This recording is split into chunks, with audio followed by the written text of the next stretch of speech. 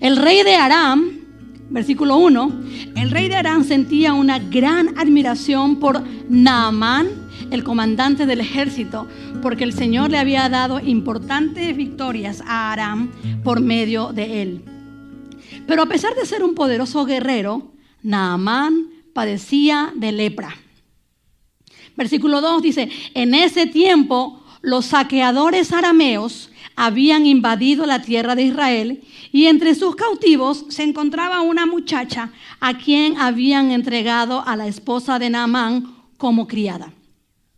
Cierto día la muchacha le dijo a su señora, si mi amo tan solo fuera a ver al profeta de Samaria, él lo sanaría de su lepra.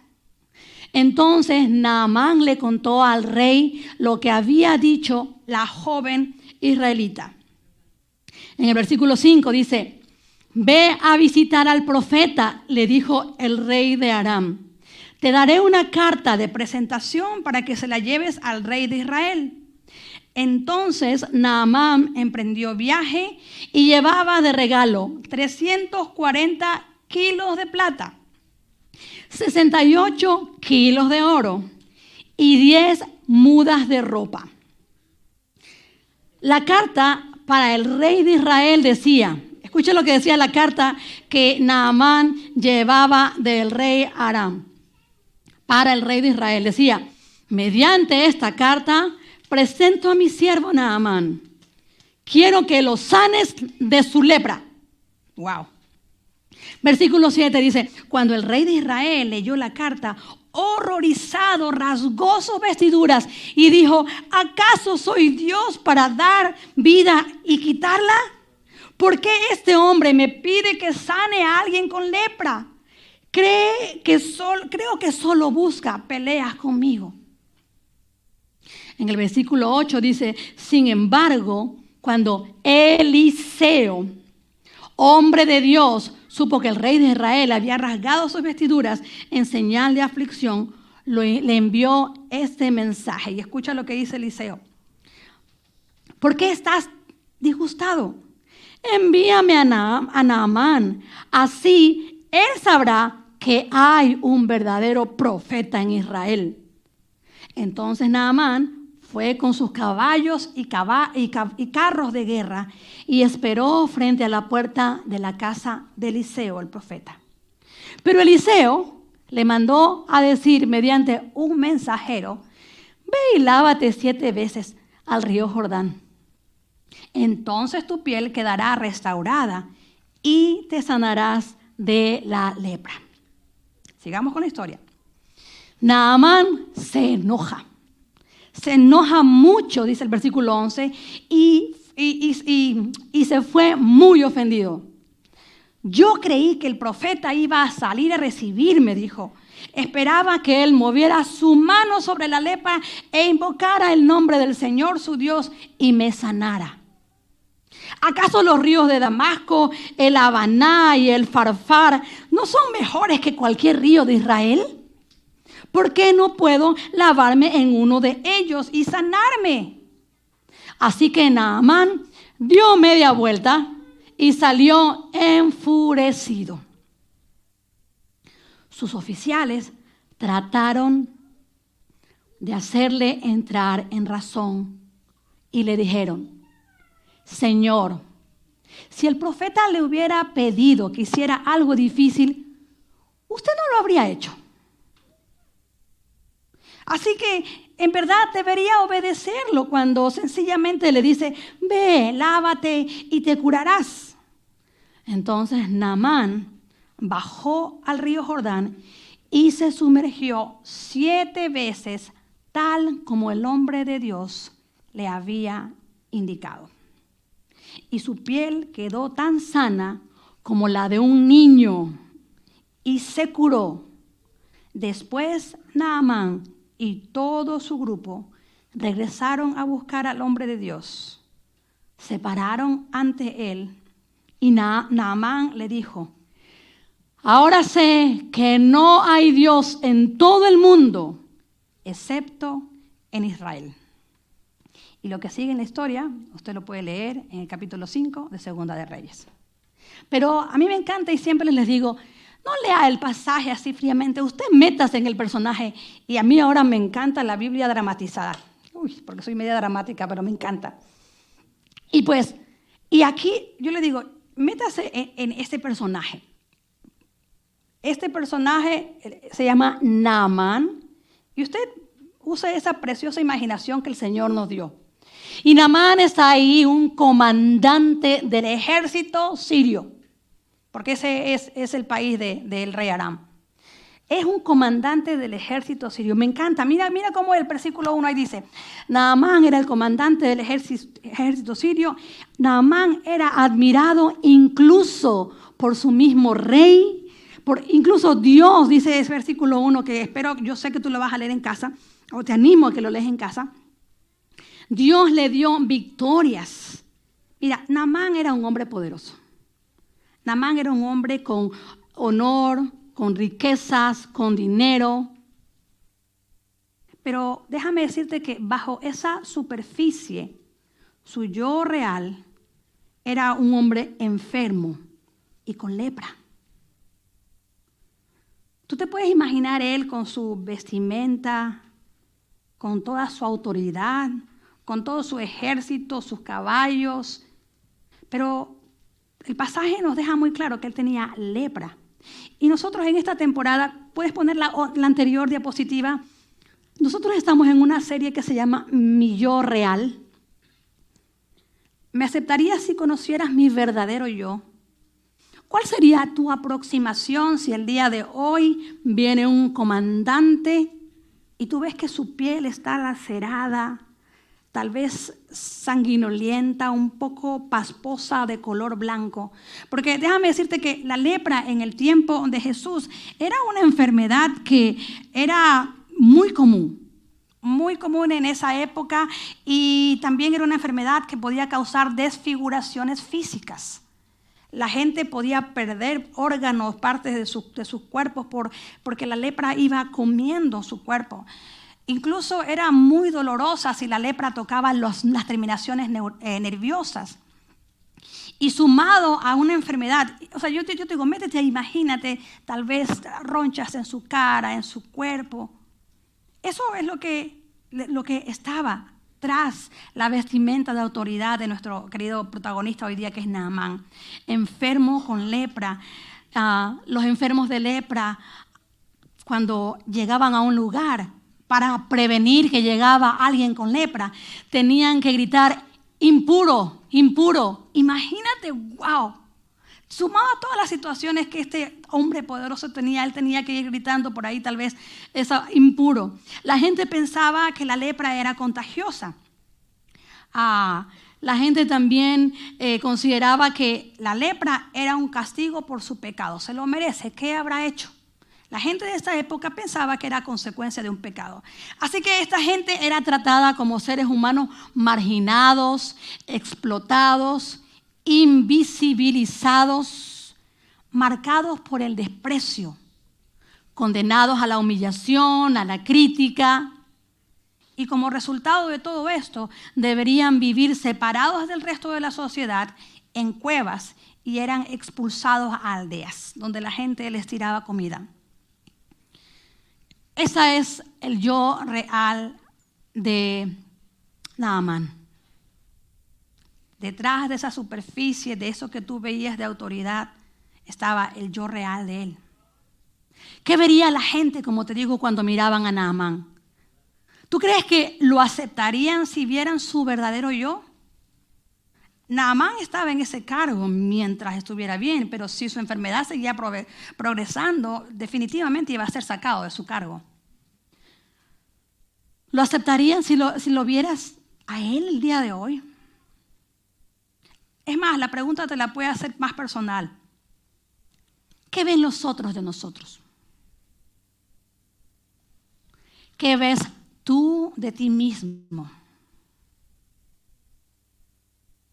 Es más, ¿qué ven ustedes de mí? Tal vez mi peinado, mi traje. Pero ¿saben qué? Detrás de esta superficie se encuentra mi yo real. Mi yo con emociones que tal vez tú no conoces o formas de comportarme que tal vez tú no conoces. Mi yo real que tal vez no se sujeta a cosas que podrían estar establecidas en tu país o en el mío. Me preocupa que tal vez no me recibas muy bien si me conoces realmente. Y sabes que alguien dijo, todos son santos cuando hablan de los pecados ajenos.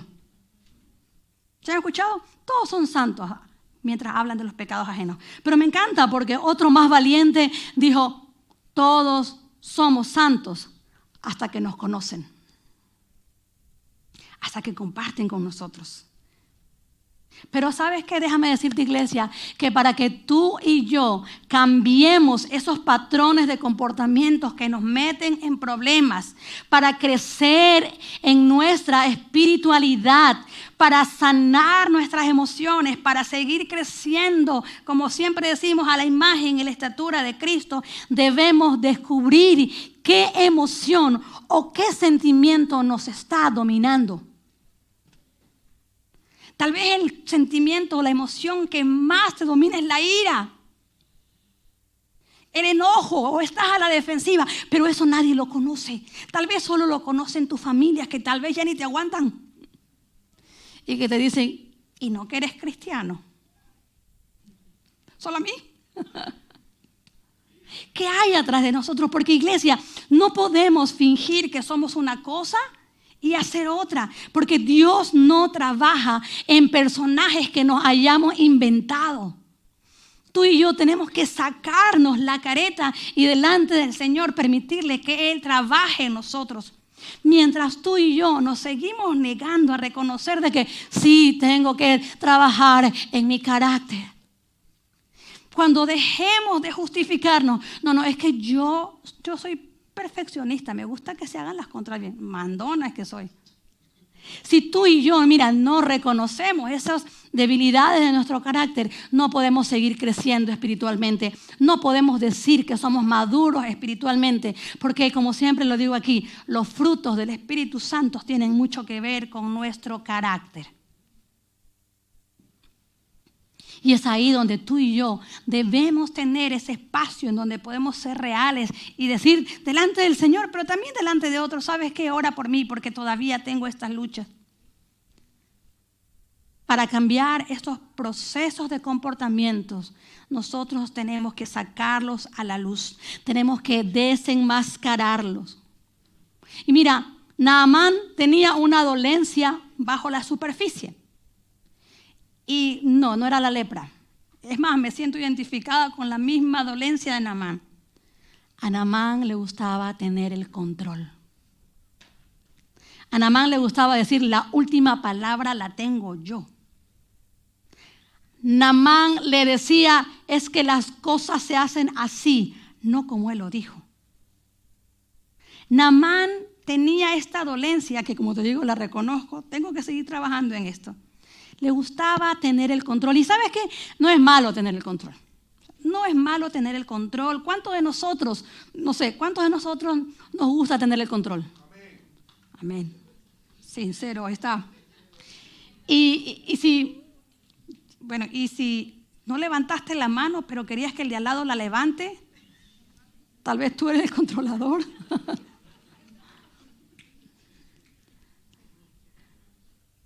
Pero quiéralo o no, nos gusta tener el control en ciertas áreas. Y como te digo, tener el control a veces es parte de que somos organizados, sí, de que queremos que las cosas salgan de una forma adecuada. No tiene nada de malo ser organizados. Pero el problema es que si realmente te gusta controlar, no te gusta admitirlo. O no nos gusta admitirlos. Porque nos gusta tener el control de las opiniones que las otras personas tienen sobre nosotros. El problema es cuando en lugar de estar en control, nos volvemos controladores, quitándole a Dios el control de nuestras vidas y de las vidas de otros.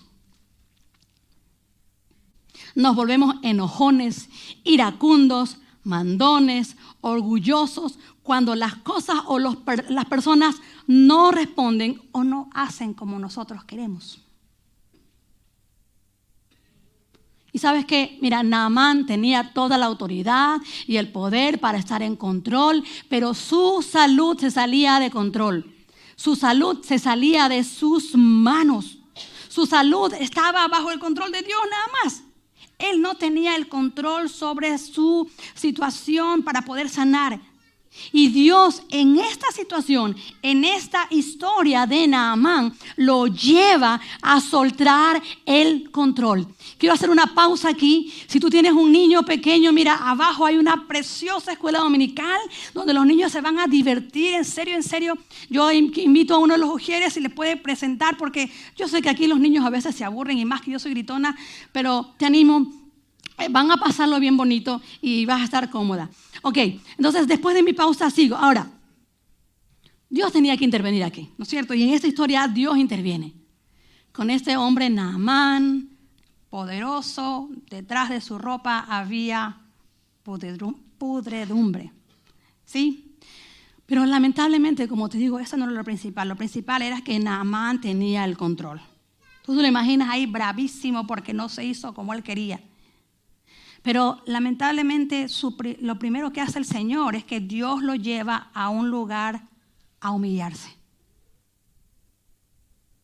Dios lo lleva a humillarse y ¿sabes? Lo primero que le hace es que lo manda a que una muchachita le dé un consejo. Y lo más trágico de esto es que esa muchachita era de un ejército.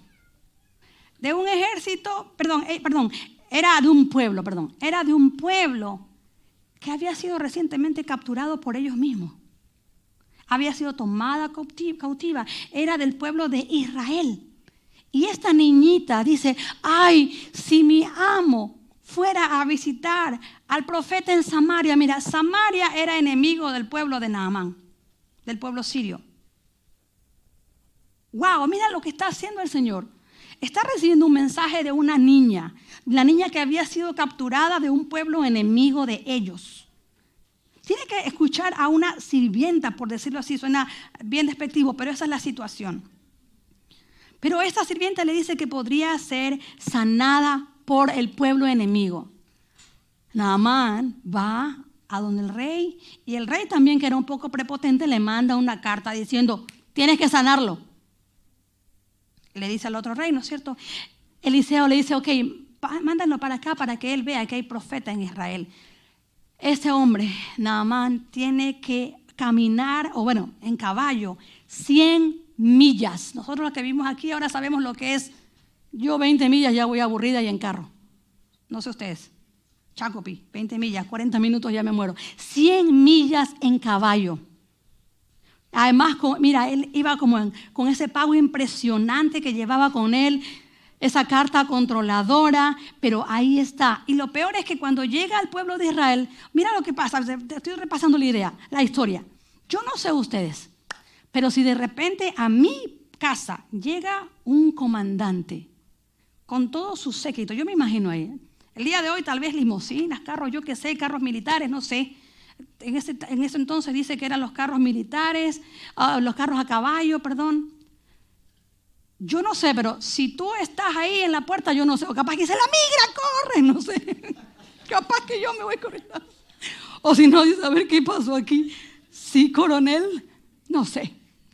Pero yo no mando a la muchacha que le diga al mensajero, cálmate, mujer.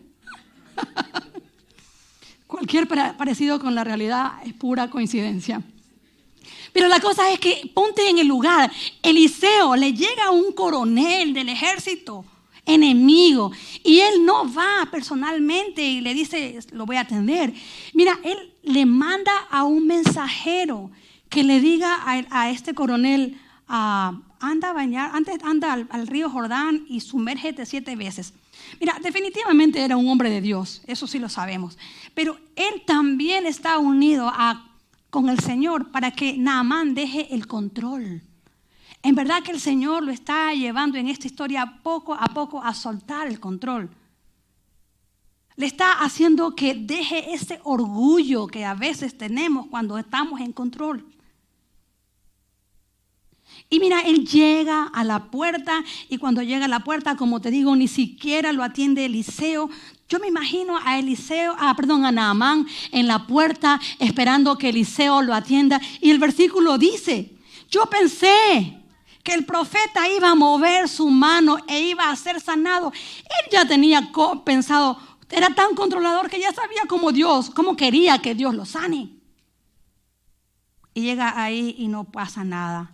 En la puerta de la casa, ahí está, su vida a punto de cambiar y se terminaba la lepra, pero nada. Él se queda perplejo cuando Eliseo lo manda a bañarse.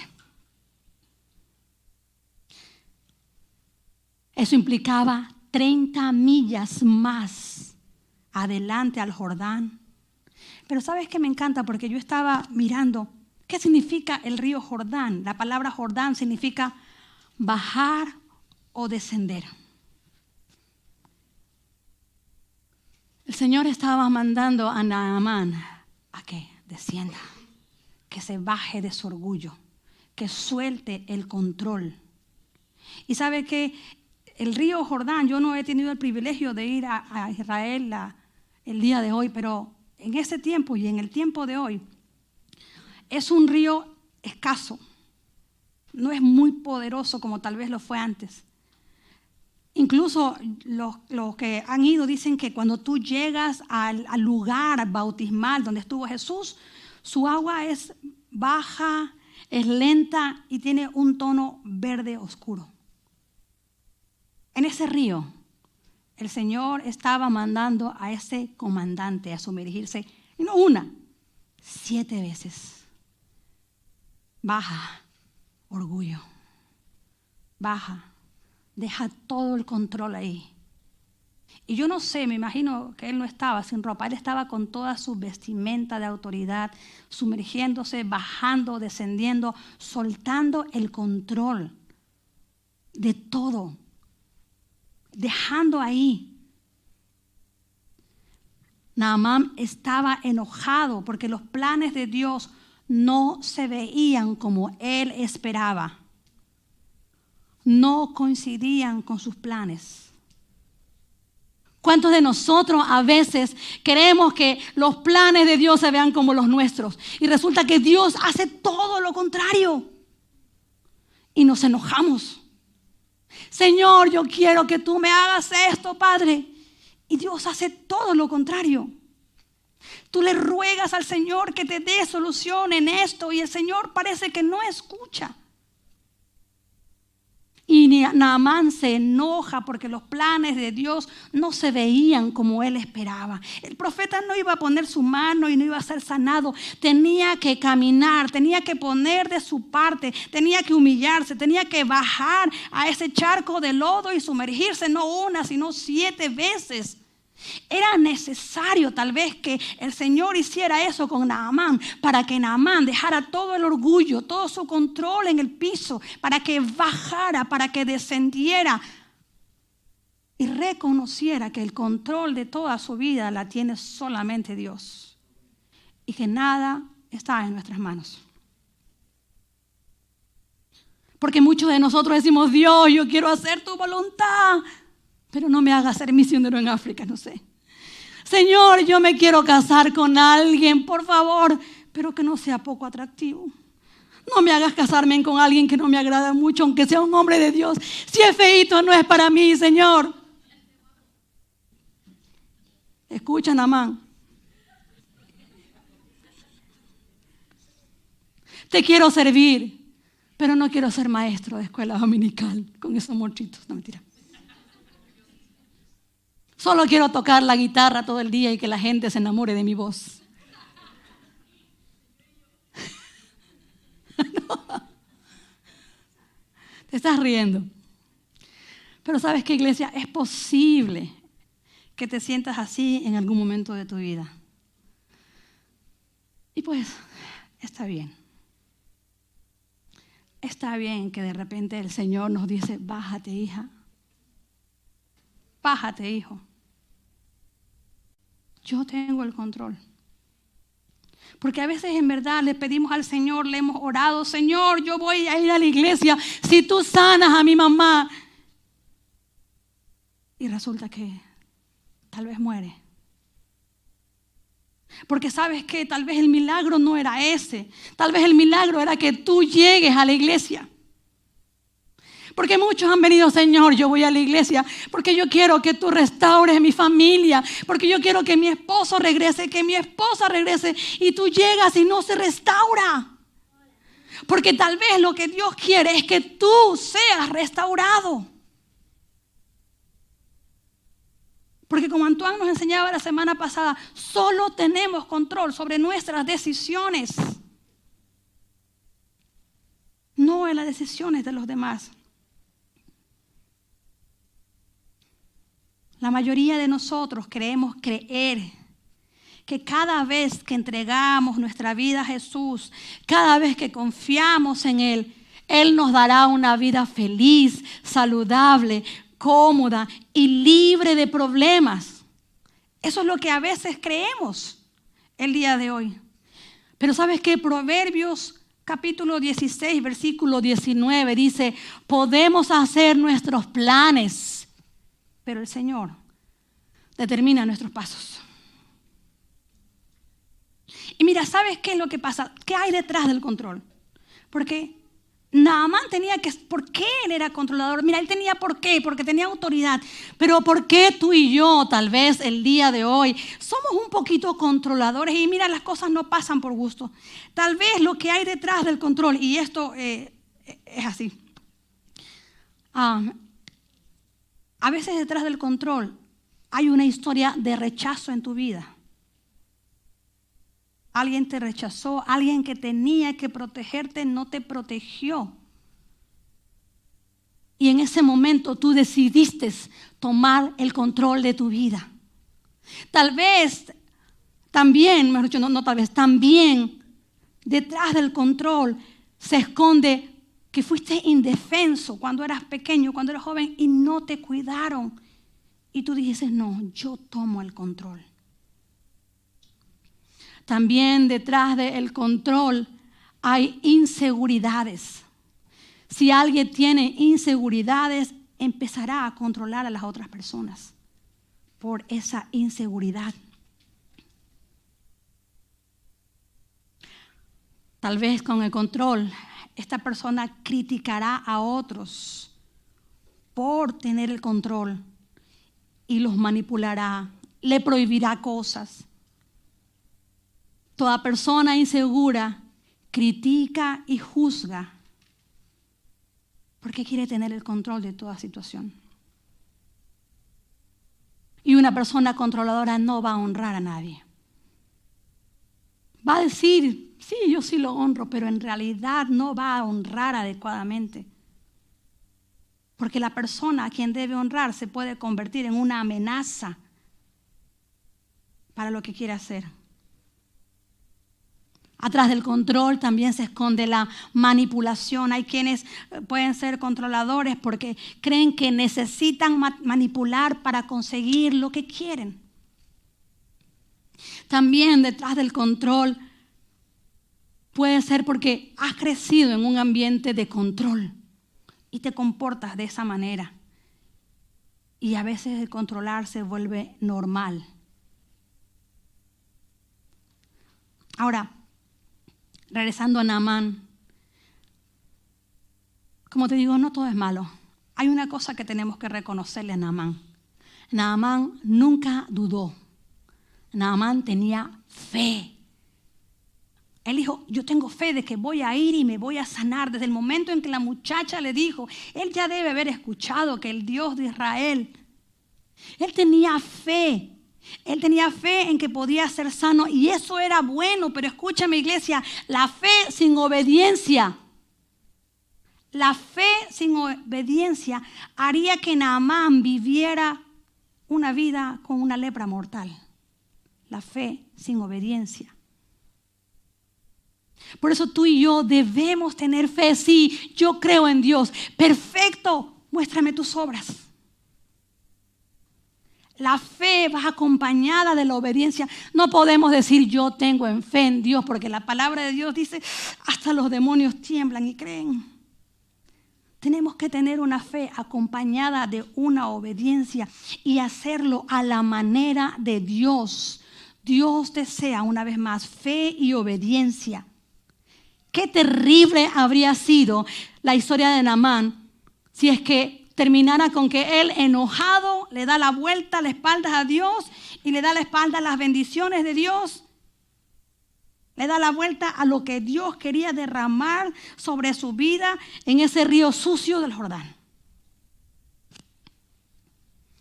Afortunadamente, me encanta, afortunadamente Naamán tenía unos siervos, unos amigos valientes, sabios, que razonaron con él con calma. Y lo convencieron de intentarlo a la manera de Dios. Y me encanta, no tengo tiempo para detenerme en cada pasaje, pero tú en casa, ¿cómo ellos le dicen, Señor, pero si el profeta te mandara a hacer algo difícil, no lo harías? Hazlo. ¿Cuántos de nosotros tenemos tal vez un amigo que tenemos que decirle, ¿qué te parece si sueltas el control y dejas que Dios obre? Amigos que nos dicen, deja que Dios obre a su manera. Y cuando Naamán tuvo fe y esa fe fue seguida de la obediencia, es en ese momento donde recibe la bendición y la nueva vida que estaba buscando. ¿Cuántos de nosotros aquí queremos esa nueva vida en Jesús?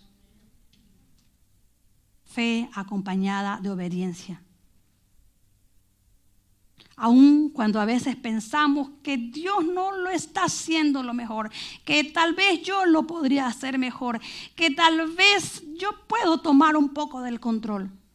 Es una fe en donde le dejamos el control a Dios, que Él conduzca nuestra vida, que Él quite nuestro orgullo, nuestra autosuficiencia, nuestra forma de hacer las cosas y que Él lo haga como Él quiera. Porque a veces nos ponemos medios iracundos, medios resentidos, medios orgullosos cuando las cosas no salen como nosotros queremos. Y pon mucha atención, iglesia, cuando tus mejores planes son cambiados. Porque tal vez el Señor quiere trabajar algo ahí. Porque tal vez el Señor nos está diciendo algo. Dios, el todo omnisciente, el que todo lo conoce, y además es un Dios tan creativo. A Él le gusta ser testigo de nuestra obediencia. Yo te podría contar muchas historias de mi necedad. Señor, yo quiero esto. Señor, encaprichada. Señor, yo quiero esto. Señor, yo quiero esto. Y cuando un día digo, Señor, yo me rindo. ¿Sabes qué? Lo que tú me vayas a dar, Padre. En verdad, el Señor me lo dio multiplicado. Yo siempre les cuento a los jóvenes. Yo me casé bastante grande. Esa frase de que, ¿cómo es casarse? Vestir santos era mi favorita. Y yo oraba mucho al Señor. Y todos lo saben aquí. Yo oraba, Señor, ¿hasta cuándo voy a estar sola? Si yo te sirvo, Padre, Señor, por favor. Y me acuerdo que en mi iglesia se puso una moda, que tú tenías que hacer una lista. Señor, hazle tu lista al Señor. ¿Qué quiere? Así, póngale, que el Señor le complace. Y póngale uno, rubio, alto, 6 pies. O sea, no, yo no lo puse, pero. Porque si no, como que al Señor le fallaron las cuentas, pero no. No, yo no puse eso, pero nos hacían poner una lista y yo hice mi lista. Y tenía mi lista, en verdad, Señor, ¿cuándo, Padre, Señor? Y yo me acuerdo una noche, siempre digo, estaba asomada en la ventana, la luna, los pinos en Quito ahí. Yo dije, Señor, ¿sabes qué? Si a ti te place que yo sea soltera, te voy a servir soltera. Pero le dije, pero quítame esos calores que a veces dan. Pero Señor, dame un don de continencia, porque a mí sí me gustan los hombres, Señor. Pero yo te entrego todo, Padre. O sea, eso es chistoso. Pero yo le dije al Señor, Señor, si tú quieres que yo te sirva soltera, yo te voy a servir soltera. Y llegó mi príncipe. Y yo, wow, veo como el Señor, cuando tú dices, Señor, como tú quieras. El Señor abre las ventanas de los cielos porque no es nuestro control. Gracias, Señor. No es nuestro control. Es el control de Dios en nuestras vidas. Es el control de Dios. No es tu control. No es mi control, iglesia. Es más, yo como pastora, yo no tengo control sobre tu vida. Lo único que yo puedo decirte es, escucha qué es lo que Dios te está guiando. Y que eso que Dios te está guiando esté respaldado con la palabra de Dios. Suelta el control. Ahora, lo que te sigo diciendo es lo que te quiero decir, tal vez que puede que te resulte un poco incómodo, iglesia. Pero quiero que lo escuches.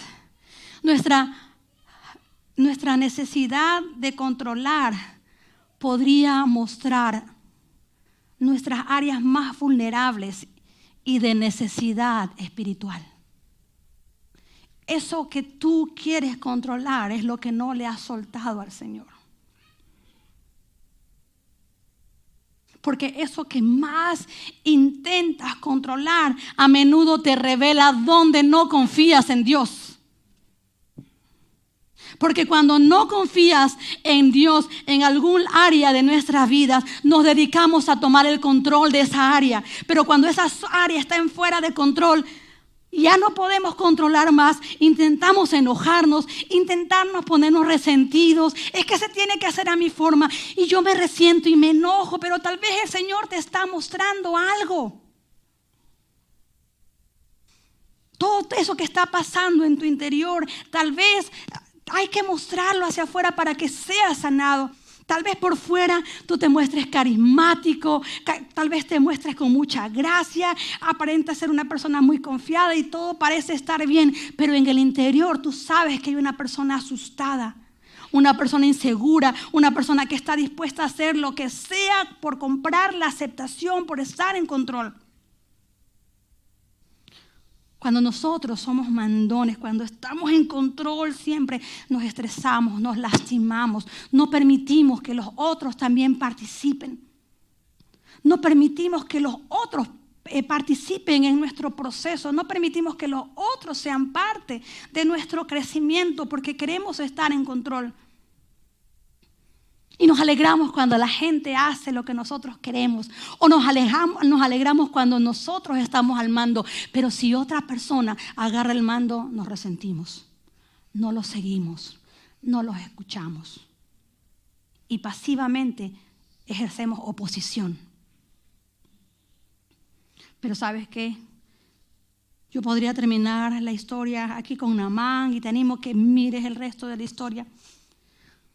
Pero yo quiero invitarte a que ahora podamos ver a Jesús, porque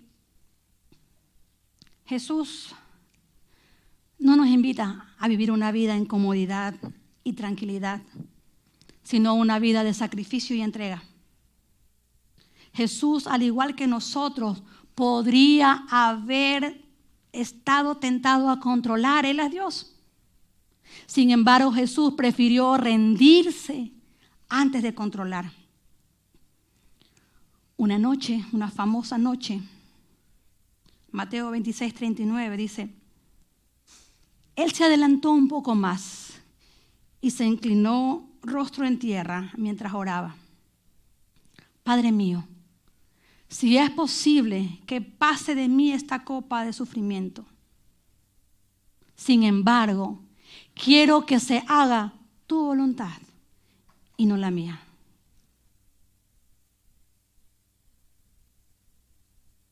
Él era Dios.